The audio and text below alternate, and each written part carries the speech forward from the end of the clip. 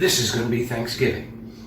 We are so excited because we're at a campground and we live in an RV that has no oven and only 30 amps. They're certainly not cooking big meals. They allowed me to come to their kitchen for the holiday. So here I am. I went out to the grocery store. Oh my goodness, I spent a lot of money. And I got Thanksgiving. So let's get started. Just kidding. All right. So Thanksgiving for Storyteller is, of course, turkey. We've got the green lice turkey, and it's only 69 cents a pound at Publix. So they did an excellent job with that. We got the pan to go with that, and we're going to open that up, and we're going to make our gravy tonight. We'll make our gravy base tonight. Speaking of gravy base, I'm using unsalted chicken base. You might say, oh, why? Well, you know, I had a blood pressure issue, so I try to limit my salt as much as I can. Now, there'll be plenty of salt because there's plenty of salt in the stuffing and salt in the potatoes. And so there's not going to be, it's not going to be bland. But we are using Williams-Sonoma turkey brine rub this Thanksgiving. I actually bought this about 2 years ago, waiting for the day. But of course, being in an RV, this is my first Thanksgiving I get to cook in 2 years. I'm so excited. So I bought stuff for pumpkin pie. Got my pumpkin pie Libby and my pumpkin pie carnation. I've even got extra pumpkin pie seasoning around here somewhere, and extra poultry seasoning for the gravy. Never put too much poultry seasoning in your gravy. It turns the gravy green. All right, so we've got that. Oh, and I'm not perfect. I tell you, I like to make pumpkin pie. I like to make apple pie. But this year, I'm letting Publix make the apple pie. I just don't have time. You know what? When you can get a pie like that for $3.99, do it. All right, I also lazed out on the dinner rolls because I love dinner rolls. Heated up, melted butter. And of course, we've got the real butter. We went ahead and did real butter, which is in the refrigerator. Now, also, so we got the meat. We got potatoes for mashed potatoes. We've got instant mashed potatoes as well, you know, just in case more people decide to come. Then I've got my chopped pecans, and those are for my stuffing. Stuffing, oh. Now, stuffing. Usually I use like a hazelnut. No hazelnuts, all gone. So I'm going to use chopped pecans, and then I'm going to chop, I've got onions here. I'm going to chop up the onion finely. I'm going to chop up the celery, onion, pecans, a little bit of rosemary, and real fine, and mix that in with my stuffing. So that's, and of course I saute those onions and everything first to soften them up, not mushy, just soften them up slightly. That is the way to do it, because they'll soften up some more when I put them in the stuffing. Now I make two kinds of stuffing. I make a stuffing with everything in it, and then I make a simple one, because you got different people, different tastes. It's always good to do that. He's talking about me. Yes, and there's going to be maybe some kids here too. So I've got the country style cube and the sage and onion. So the sage and onion I'm going to use for the fancy one, and then this regular plain one, which is good just by itself, we'll do with that. Now when you make stuffing, of course, you do the saute. Then you scramble some eggs, and you mix the egg and your saute and your butter and some of your base into the stuffing. And then you use one of these pans. It's nice and shallow, so it cooks quickly. And you layer your stuffing in right on top like that, and then seal it with tin foil and put it in the oven. Now that I'm going to make tomorrow. Now what's the loaf of bread for? Well, I like to stretch my stuffing a little bit to make it go a little further. Plus I like the fresh bread in with the dry bread. Makes it go a little further. It only costs $1 for a loaf of bread, or $1.79 for this one. And that gives you a lot more volume. And it's already moist, so you don't have to worry about being dry. That's good. And then of course we've got acorn squash. Oh, I love acorn squash. You split it right down the middle. Open up both halves. Scoop it out, clean it out, put butter in the middle, and bake them in the oven. Just open face like that, with seasoning and sage and salt and pepper on top. and I'll show you that tomorrow. Then the butternut squash. The butternut squash is what I make sweet squash-a-tater with. Remember that name, it'll be famous one day.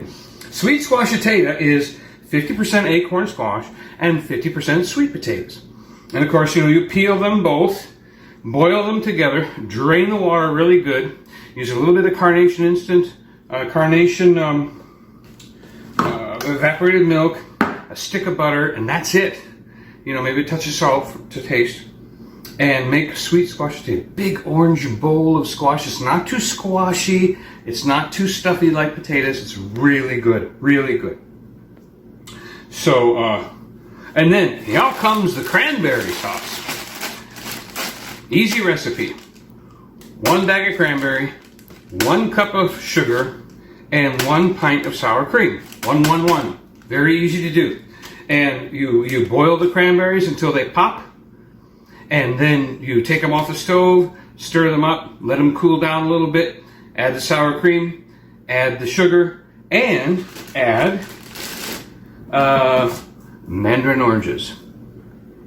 Usually, they're small enough where they can just go right in there. You want to drain that, too. Of course, drain the liquid off, set the liquid aside. And so... It's really good. You can throw marshmallows in there if you like. But it doesn't necessarily need marshmallows. Grapes are good. Grapes, you can throw grapes in there. So then I have regular flour, coconut flour, and a bag of sugar. And then I also brought my Truvia from home.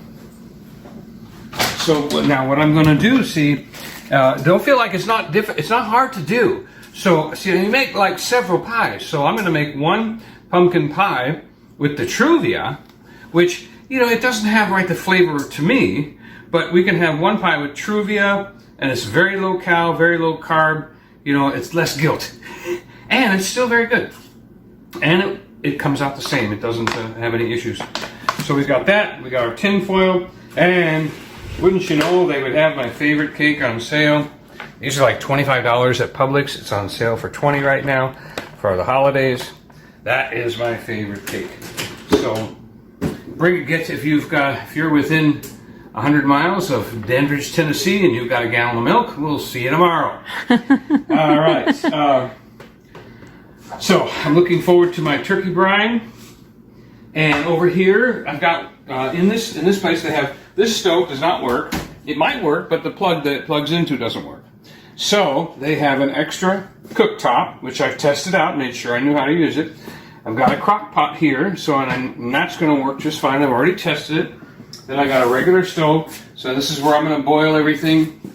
I've got my workstation right here, an extra. And this is a cutting board, but I almost thought maybe this was a shelf in a refrigerator. So we've got a good cutting board, I don't need their air fryer, but they left one here, and deep sink, drainer for my sweet squash potato. Everything I need, ready to go. Sorry I don't look like a cook, I look like a painter, but I'm the storyteller, and thank you for watching. And he's actually a professional cook. Yes, I did. I was cooking in the military, cooking in a restaurant. I've cooked around the world, Several even in restaurants. Antarctica. Yeah, several restaurants. So I've been around the world as a cook. So parsley on the left and scallions on the right. The next shelf down is the butter, salty butter and regular butter. And then the next shelf down is the fresh green beans, 2 kinds of whipped cream for the potatoes, and fresh rosemary and more pecans if I need them. All right, so Painter Man, Storyteller, is going to Cooking Man, Storyteller. First thing I want to show you is that squash that I was talking about. You cut the bell off. This is the bell. And then we'll scoop the bell out with a spoon.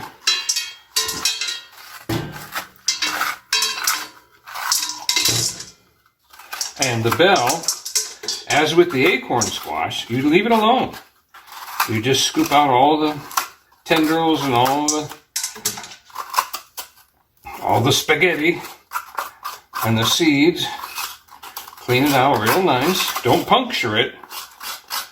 Okay. Then what I'll do is I'll put butter in here, and I'll put seasoning over it. I put about a 1/4 stick of butter in there, and salt and pepper seasoning over it, and then put it in a pan to bake. Okay, so then this is the other part. So what you're going to do with this is mostly meat on the rest of it. And I don't know about you, but I save things for composting. All right, so then the rest of the squash, as you cut in rings like this, you just go around the ring. Try to cut as mostly the skin, as very little of the meat as possible, all the way around. And then I cut mine in half and put them right into hot water like that. So then this will go into back to the ground where it came from. Okay, now we're going to do a versus. Oh, wait. The acorn squash. And some people do this way. Some people do this way. What do you think? Do you have an opinion? Let me know if you like cutting it north to south or on the equator. Now I like north to south because of the way it looks with the lines and everything. And if I could just hit North Pole, there we go. Down she goes. And of course I will scoop this out just like I did the other ones. And these will be baking on a pan and come out of the oven like on a cookie sheet or in the glass thing with the butter and everything. Protect them because they may drip. And so, now we're going to do versus potato peeling versus the regular paring knife. So if you figure paring knife, all right, we got 10, 11, 12, 13, 14, 15, 16, 17, 18, 19, 20, 21, 22, 23, 24. I do like leaving a little piece left here and there, just because the skin does have a lot of flavor, like that. So I'm more of a paring knife person, but I think there might be more waste. So then, now we'll do the potato peeler. Oh yeah, that's a lot faster. Potato peeler versus paring knife. Potato peeler wins. No problem. Oh, all right. So you saw the prep. So now the turkey's ready and the giblets are in the pan. And you might say, well, storyteller, why would you put water in the pan for your giblets instead of your gravy base, your stock? Well, I'm making stock. And this is going to boil down. And I don't want to waste the stock. So I'll wait to add the stock when I'm making the gravy and when I'm making the stuffing. So this goes on the stove, which is already heating up. I take a paper towel and I rub the bottom of it because it's a glass top stove. So glass top, you've always got to make sure your pans are dry before you set them down. All right, back to the turkey. Here is our dry rub, as we showed before. And this is in the bag. Now it says to use a half a cup and to rub it on, pack it on real good on the wings and under the wings. All right. This is the back side. All right, now what you do, we're going to turn it over onto the saran wrap like that.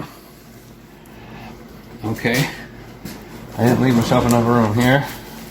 All right, it's sitting on saran wrap. Now you take the rest of the brine that comes with all the herbs and spices, special 11 herbs and spices. And get those on there like that. Rub some up in there, whoo-hoo, on the legs, all around, pack it on. And then we're actually going to just wrap this thing up in the cellophane for overnight. It recommends overnight to pack this on like that. So then we just pick that up and we'll just keep turning. We're just going to wrap this thing up like a spider wraps up a housefly. Pretty big housefly we got here. Here, twice around like that ought to do it. And then we'll turn it this way and go around this way a little bit. Said the spider to the fly. Oh my gosh. Okay, so she's pretty wrapped up now. All right, one little known thing is that you always see the center of the celery stalk. And you wonder, most of your life, who eats that? What is this for? It's so bitter, it's so different. Well, I'll tell you, it's for this right here. You put these at the bottom of the pan before you put your turkey in. It separates the turkey from the bottom of the pan, and these are very good flavor when they're cooked. And it keeps the turkey from sticking, okay? All right. Now this is so I'm going to be making the celery for the stuffing.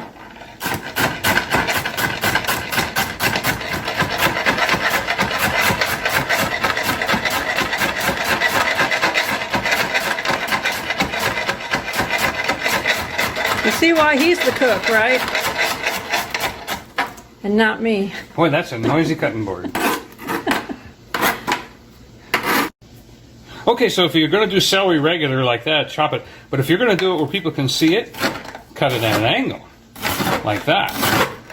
And if you cut it at an angle, you get a little prettier thing. I do that for stir fry, and I do it for decorations.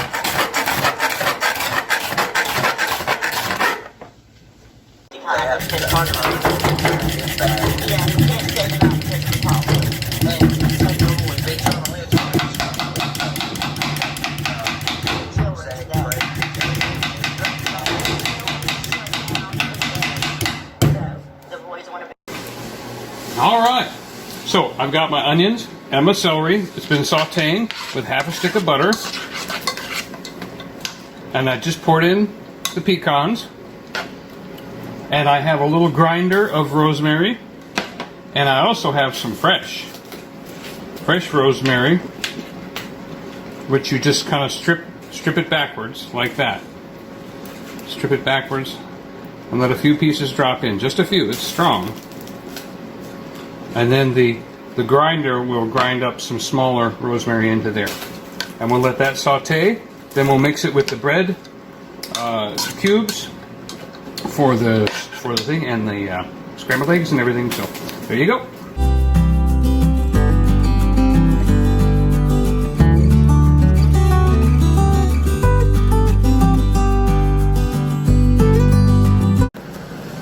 Can you hear that popping song? That's the cranberries beginning to pop as the water boils. And as soon as it comes to a full boil and they're starting to pop, you take it off. Don't cook it too long.